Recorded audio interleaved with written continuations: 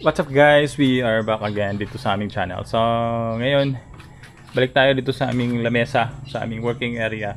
Bali, may ginagawa tayong fabrication ng swing door na gamit po yung Chovelar frame na 1/3 by 3. So in this video, pakita ko sa inyo yung process or kakaibang process dahil nag-aim tayo ng matibay talaga. Actually not matibay, we just wanted it to last para nang sa gayon hindi po magsisisi or no regrets sa ating mga customer. So ito yung ating ginawang fabrication ng swing door. Bali yung main materials natin is 1/3 by 3. Ayan. So yung sinabi ko nga palang kakaiba na pagdudugtong natin sa mga bahagi nito is gumagamit tayo ng kahoy. Bago ko i-reveal yan, kung bago lang kayo dito sa aming channel, please do subscribe. Please help us grow our channel, and then yun na nga po, pag-subscribe and then palike and share na rin po nitong ating video nang sa gayon marami pong matuto. So tara guys, nabubulol na si Pongs. Well anyway, let's get back to the video. Ito yung ating ginawang pagdudugtong. Yung main objective nito is gusto nating since yung Chovelar frame halo po yan, ayan, kumbaga yung naglalabas ang mga materyales na aluminum ngayon is sobrang nipis na po. So we find a way na magiging durable po siya. So pakita ko sa inyo yung dulong bahagi nito or yung ibang corner. Ayan, bali yung kung nakikita nyo po may kahoy. So that's one way of pagdudugtong or pag-joint ng ating mga frame. So pakita ko sa inyo kung paano yung ating ginawa. Ayan. So naglagay tayo dito ng angular bracket na since yung available natin na bracket is this one 3/4 by 1/8 or 1/8 by 3/4 by 3/4. Yun na yun. And then tinabas natin yung Chovelar ng pagganito. So hindi natin binaklas talaga almost at the corner. Dahil nga po possible pong mangyayari is magbe-bend na po yung aluminum. So that's how we do it, and then yung kahoy na lang po yung ating kinaltasan. Ayan. So yung gagawin natin dito is ipapasok natin ito guys. Diyan. Wait lang. Hawakan mo dam. Pupukpukin lang natin ng konti.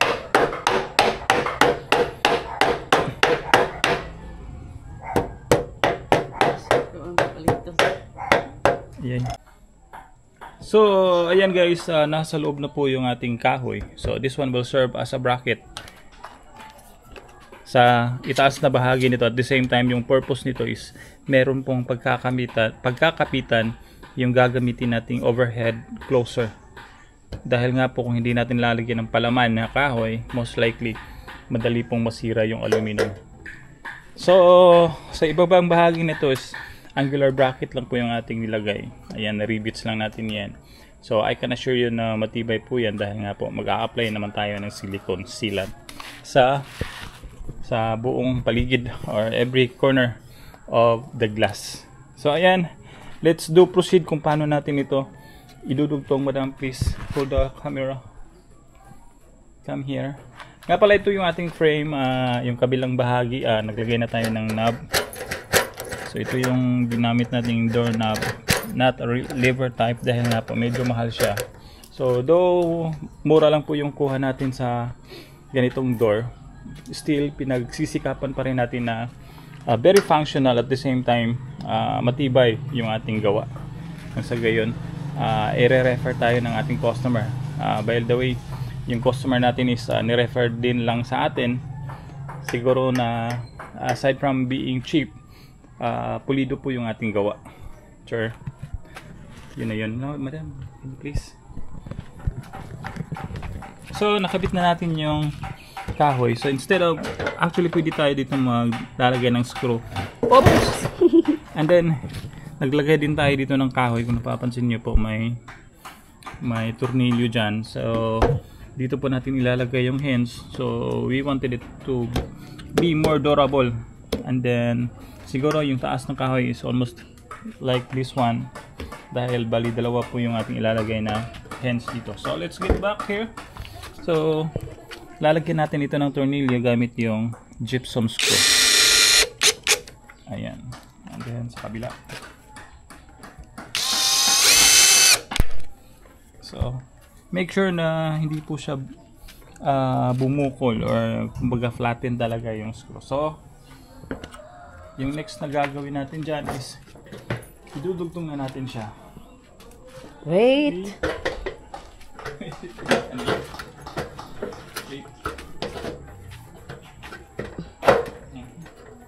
Dito ka muna asa.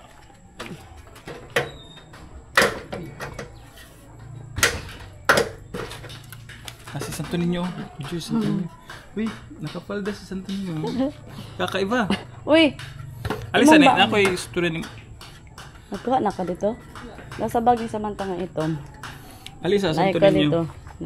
Kuna mo siya ng ano, yes, senior natin. Ano ba yan? Ano ba yan? Sensitive naman. Dito ko lang. Kaya mo yan dyan. Okay. So, yan na po yung naging hitsura niya guys. Ayan, bali, next na gagawin natin dyan is i-re-rebits na natin as well as dun sa dalawang naka-horizontal. So, tabi ka muna dyan. Sige dito ka. Asa mag-dito? Nalilibog ako sa'yo. So, dito muna tayo dahil may angular bracket dito.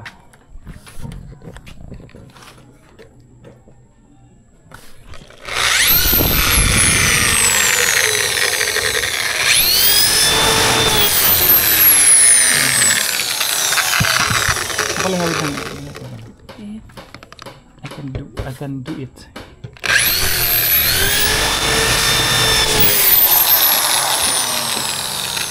Where's the riveter? Let's see.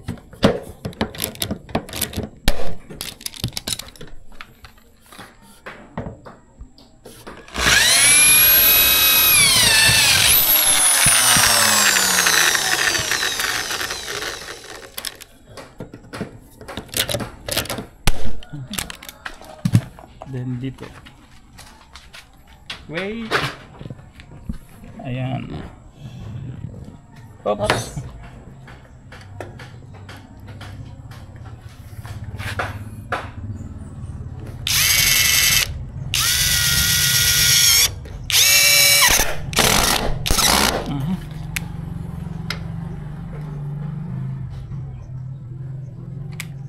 Tumba, uy. Tumba ka na.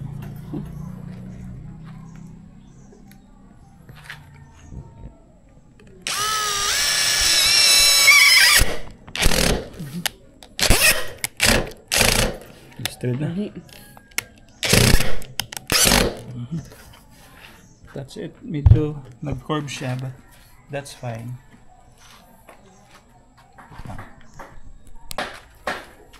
So ayan na guys, yung naging diskarte natin. Bali yan na po yung finish ng ating ginawang pagdudugtong gamit yung kahoy sa itaas na bahagi nito, and then sa ibabang bahagi ng ating door is aluminum composite, aluminum bracket na po yung ating nilagay, and then this one right here as well, kahoy din yung ating nilagay dahil nga po yung puwersa ng door is nasa taas talaga, so we wanted it to be more durable para magtagal, and then hindi po siya talagang kumbaga hindi siya gagalaw once nakakabit na po.